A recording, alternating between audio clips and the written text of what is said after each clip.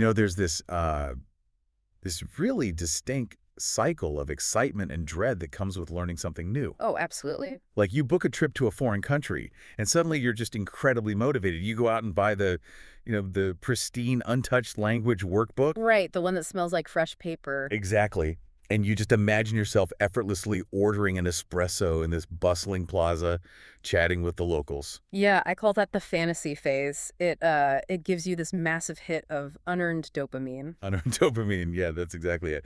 But then, you skip ahead to a Tuesday night at 9 p.m. Reality hits. Right. You've worked all day. You're staring at a list of like 50 disconnected vocabulary words. And the friction between that current reality and the fantasy just becomes almost unbearable. It's exhausting. It really is. The dream just feels like a chore.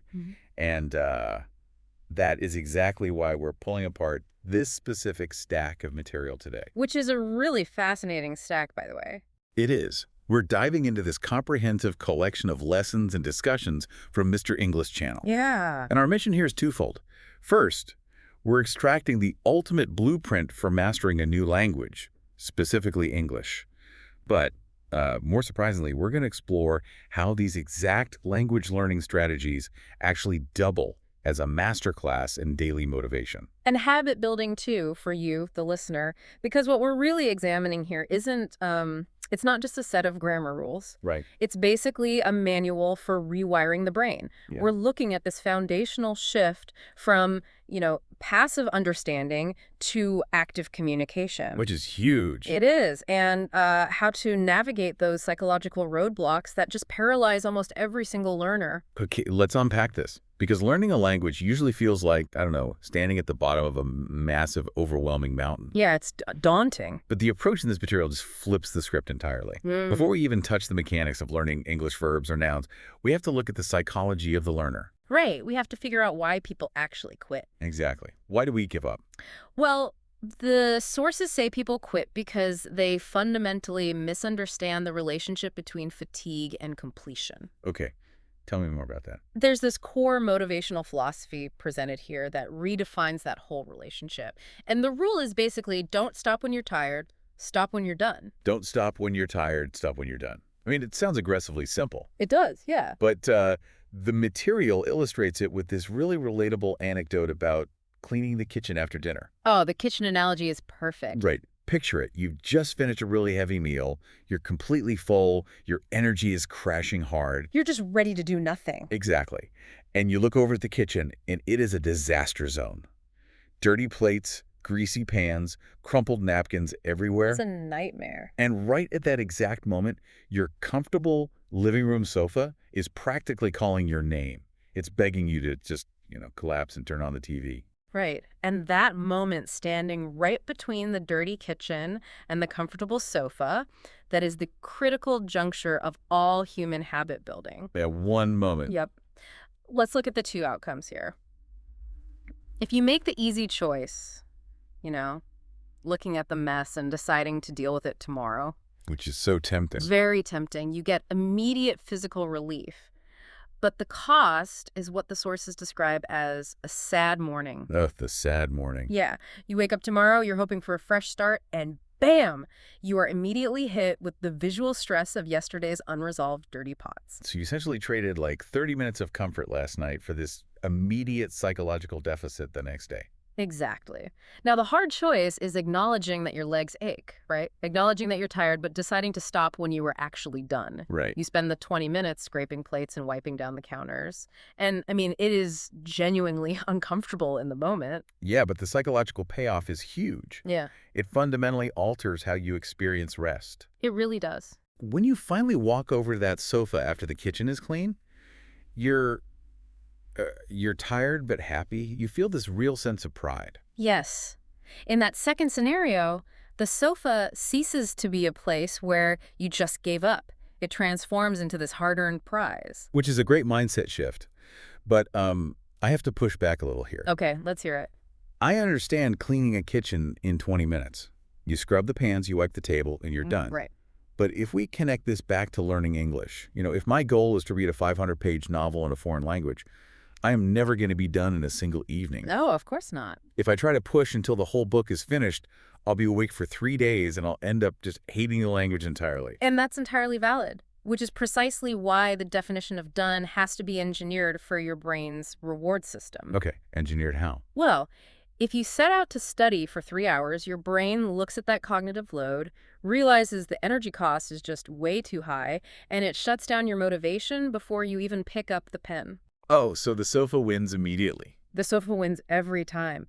The secret to applying this stop when you're done concept to massive long-term tasks is aggressively shrinking the finish line. Okay, I see. So you don't aim for 3 hours. Yep. You aim for 10 minutes. Right. Or like you commit to reading exactly 2 pages of that novel. Exactly. And when you hit that 10-minute mark or you finish that second page, you stop. You have officially achieved the done state. Oh, wow. So you still get the neurochemical reward of completion. Yes, you get to claim the sofa as your prize. And most importantly, you've completely removed the dread associated with the task. That makes so much sense. But if we only have these highly focused 10-minute sprints, I guess we really can't afford to waste them on bad mechanics. No, you definitely can't. And that leads into the biggest mechanical hurdle that learners face. The material says you have to completely ditch the one tool almost every adult language learner relies on. The internal translator. Yes, the internal translator. Yeah. Relying on an internal translator is just an incredibly inefficient cognitive loop. The sources describe it as a flawed 3-step process. Right. Walk me through the 3 steps. So first, you hear the English phrase. Second, your brain scrambles to translate that phrase back into your native language so you can actually comprehend it. Okay. Third, you formulate your response in your native language, you translate it back into English, and then finally, you speak. It sounds exhausting just talking about it. Right. It's like watching a poorly dubbed movie where the audio and the actors' mouths never line up. Yeah, that's a great way to put it. It just leaves you perpetually out of sync with the conversation. Hmm. Like while you're busy calculating step 2 in your head, the person you're talking to has already moved on to a completely different topic. Exactly. Plus, words just don't perfectly match up one-to-one across the languages anyway. Right. So the objective is to eliminate the middleman entirely. You want to build a direct, immediate connection between the physical object, or the internal feeling, and the English word. And the material outlines some really practical techniques to force this direct connection. One of them is called labeling the world. Oh, I love this one. It's so good. You look at a physical object, say a pen on your desk. You don't look at the pen, think of your native word for it, and then translate it. Right, no translating. You just stare at the physical object itself and force your inner monologue to say, this is my pen. So the physical object becomes the immediate prompt. Exactly.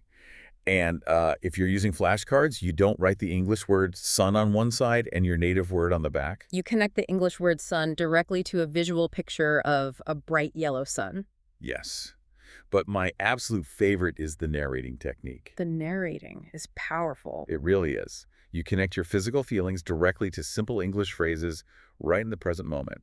So when your stomach physically growls, you train yourself to immediately think, I am hungry. Or when you lift a glass to your mouth, you think, I drink water. You're basically creating a real-time, real-world biological connection. You aren't studying some dry list of action verbs on a piece of paper. No. You are physically experiencing the verb while actively thinking the English word. Here's where it gets really interesting. I was looking at the recommendation to watch simple children's cartoons or like sing repetitive pop songs. Like head, shoulders, knees, and toes. Exactly. And at first, sitting in my living room, touching my knees and singing feels completely ridiculous for an adult learner. It feels very silly, yes. But I'm guessing this ties directly back to bypassing that translation step. Yeah. Like if I'm physically touching my shoulder while saying the word, my brain literally doesn't have the time or the need to translate it. You've hit on the exact neurological mechanism. It feels silly, but it actively forces neuroplasticity. Wow. Yeah. When you watch a cartoon, the visual action on the screen matches the simple vocabulary perfectly, and it moves quickly. So no time to think in your native language. Right. And when you physically touch your body parts while singing, you're engaging auditory, visual, and tactile sensory pathways all at the exact same time. That's a lot of input. It is. You are physically building a cognitive superhighway. The sheer amount of sensory input just bypasses the brain's default desire to fall back on the native language. Okay, so you're building the superhighway. You're narrating your life. You're looking at pens and thinking pen. You're thinking directly in English. Right.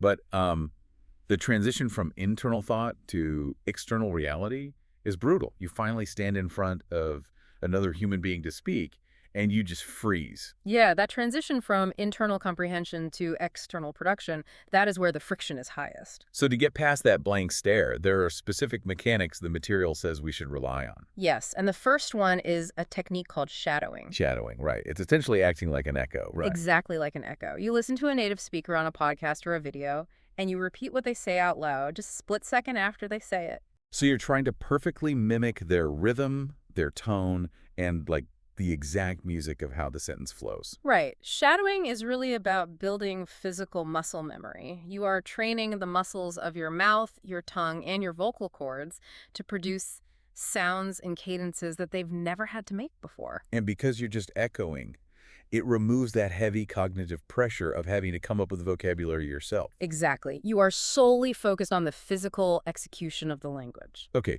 but when it does come time to actually pull vocabulary out of your own head, the advice here is to stop memorizing single, isolated words. Yes. Stop learning pat, dog, point, mean. Right, and instead, focus entirely on what are called chunks. Chunks are so important. They really are. They're groups of words that are frequently used together, like phrases such as, that's a good point, or you know what I mean? Yeah. To me, rely on single words is like trying to build something out of a massive bucket of loose Lego bricks. That's a great analogy. You know, you have to frantically figure out the grammar, the tense, how they all click together, all while someone is just staring at you waiting for a response. It is mentally exhausting. Well, the cognitive load of assembling grammar in real time is exactly what causes the freezing. But a chunk is like a pre-built Lego spaceship. Right. You don't have to think about how it was constructed or what the grammar rules are. You just reach into your toolbox, pull the whole phrase out, and drop it into the conversation perfectly intact. Because the grammar is already baked into the chunk, you don't need to know the underlying mechanics of why that's a good point is grammatically correct. You just know it works. You just know that it functions perfectly in that social situation. But even with chunks, learners still run into the monster in the room. Oh, yeah. The paralyzing fear of making mistakes. The terror of sounding foolish in front of a native speaker. It's so real. Yeah. But the material is uncompromising on this. Mistakes are not your enemy. Mistakes are undeniably good. They're physical proof that you're being brave. Yes, it really reframes the entire objective of language. The goal is communication, not perfection. Absolutely. Like if you walk into a cafe, you completely butcher the grammar of 3 different sentences, but the barista still manages to hand you the black coffee you wanted, you won. You successfully communicated your need. Exactly. What's fascinating here is a specific concept that ties the muscle memory of shadowing and the bravery of making mistakes together. Oh, right. The concept is your brain will follow your mouth. Your brain will follow your mouth. That feels like a total contradiction to how we usually operate. It does. Usually we assume we need to have this perfect, grammatically flawless sentence fully formed in our head before we give our mouth permission to open. Right, and that hesitation is exactly what traps learners. Mm-hmm. Neurologically speaking, forcing your mouth to physically form the words and speak out loud, even if the grammar is entirely wrong, it creates a biological feedback loop. Wow. The motor cortex activates, you hear your own voice making the sounds, and this actually prompts the language central of the brain to learn faster. So it forces your brain to actively search for the right connections in real time, just to catch up with what your mouth is doing. Yes. The physical act of speaking isn't just the final result of studying. Speaking is the mechanism that actually creates the learning. That is so cool. So Yeah. if we take that brave, mistake-filled speaking and apply it, the best place to practice isn't necessarily a crowded plaza right away. No, probably not. It's actually in the privacy of your own life. Yeah. The argument here is that English isn't some academic subject. It's a language to be lived. And we live it by applying it to our daily routines. Daily routines are the perfect environment to absorb complex grammar naturally without it feeling like a dry textbook exercise. They contrast 2 different morning routines in the sources to show how this works. Right, the rushed morning versus the early bird. Yeah.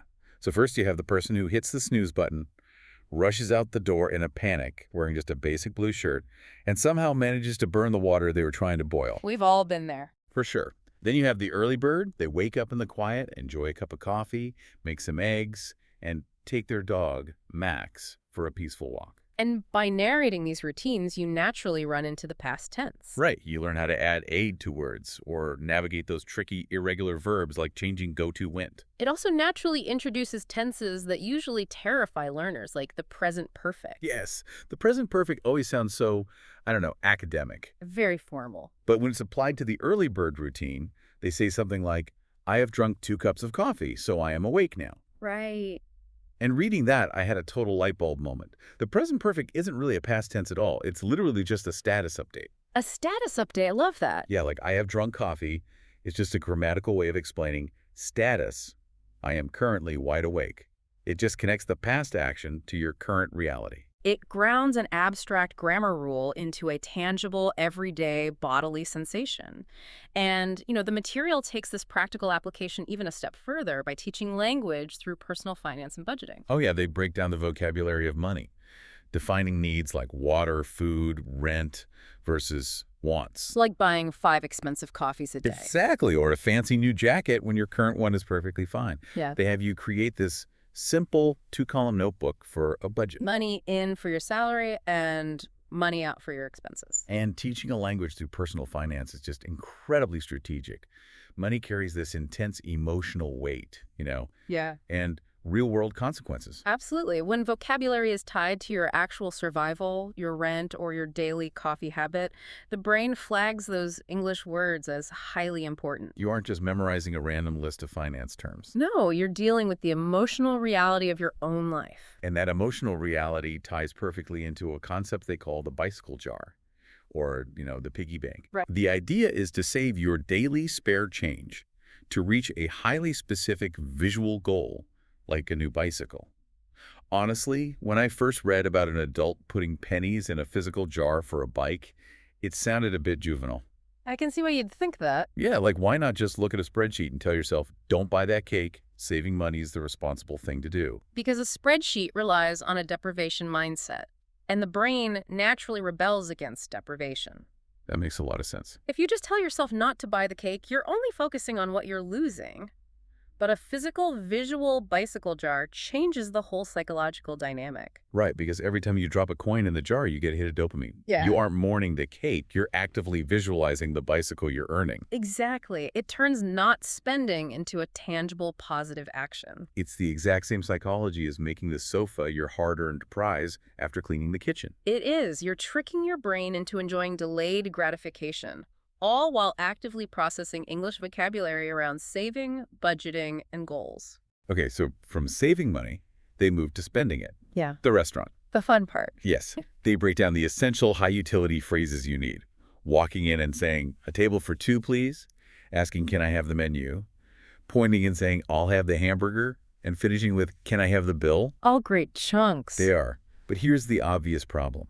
If you're a learner sitting at home in your living room, you don't have a waiter. No. So how do you practice these interactive scenarios alone? I'm guessing the answer involves a lot of imagination. The answer is aggressive role-playing. Aggressive role-playing. Yes, you literally talk to the wall. Or, even more effectively, you use the voice memo app on your phone. You become your own conversation partner. Oh, clever. You hit record and ask yourself, what did I do today? You stop, hit record again, and answer, I went to work. I had a sandwich. So you play both the waiter and the customer right in your own kitchen. I mean, it sounds a little bizarre, but it creates a completely safe environment. That's the key. Because if the monster in the room is the fear of mistakes, role-playing alone just banishes the monster. You can stumble, you can forget the chunks, you can sound foolish, and literally nobody is there to judge you. It's a very low-stakes way to let your brain follow your mouth, and build that vocal muscle memory before you ever step foot in a real cafe. And it ensures that when you finally do need to order that hamburger in the real world, the chunks are just readily available. Exactly. So stepping back from all this, the journey we just mapped out isn't really a traditional language lesson at all. Not even close. We started with a learner paralyzed by fatigue and the heavy friction of an internal translator.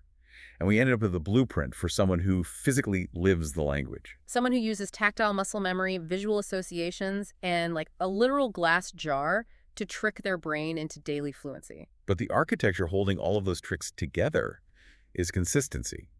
The material makes it explicitly clear 5 minutes of English practice every single day is vastly superior to a grueling 2-hour cram session on a Saturday. Because that 2-hour session triggers the fatigue and makes you want to quit. The sofa calls your name. It does. Uh, The 5-minute daily habit is what actually builds that neurological superhighway. Small, regular efforts build habits, and those habits eventually compound into undeniable skills. it protects you from the friction of starting over every week. Hmm.